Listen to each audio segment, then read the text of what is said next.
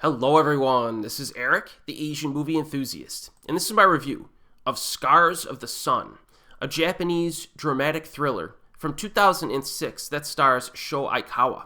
It was directed by Takashi Miike.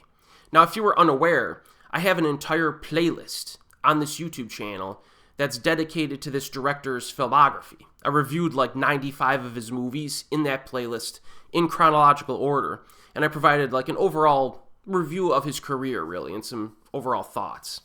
I'll include a link to that playlist in the description box below if you're interested. But today we're focusing on Scars of the Sun specifically. So we have a businessman, played by Sho Aikawa, walking home from work one night, and he spots a group of teenagers who are viciously beating an old man in a dark alleyway. He attempts to kind of warn them off, but they have no intention of stopping. So he jumps in, knocks a few of them around. But when one of them pulls a knife, he's forced to defend himself more convincingly. Soon the cops arrive, but things only get worse for our protagonist. The cops let the kids off the hook, citing their young age, and soon after, the leader of the gang stalks and harasses the businessman's wife and daughter.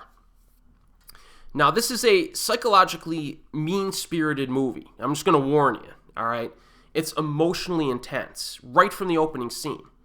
You know, these bad guys, this teenage gang, are completely reprehensible people, and they're mentally broken to the point where no kind of rehabilitation is going to make a difference, okay?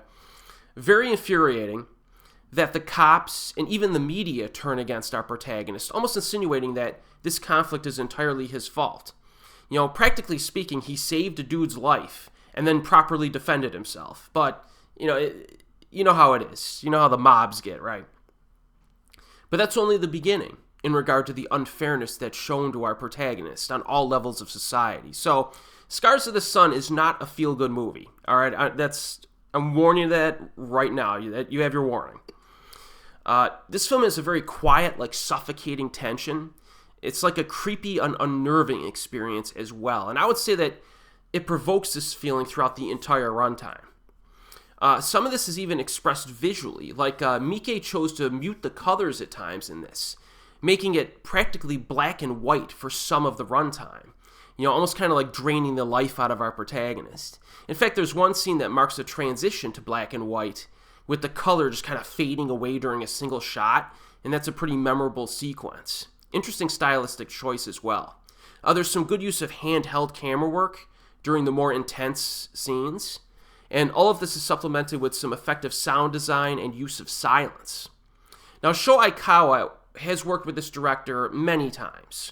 You know, Dead or Alive Trilogy, Rainy Dog, Gozu, Zebraman, etc.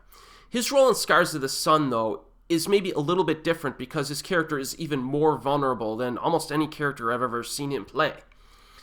This guy gets screwed over in every direction and has little support from anyone. So it's very easy to like get on his side to rectify the problems that start coming up here.